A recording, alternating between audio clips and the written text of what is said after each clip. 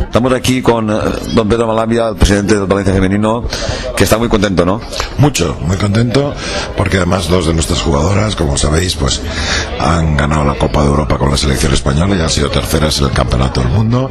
Mañana van a salir y a hacer el saque de honor en el partido contra el Atlético de Bilbao. Estoy muy contento y muy contento con todas las chicas. Las pequeñas muy bien también. Buah, las pequeñas son una locura. Es el gozo más grande que tenemos en este equipo.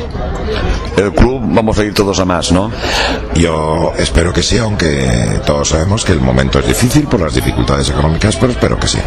Pero tenemos un gran equipo de luchadoras y luchadores. Exacto, todos, las jugadoras, los entrenadores, los papis, verdaderamente somos una familia.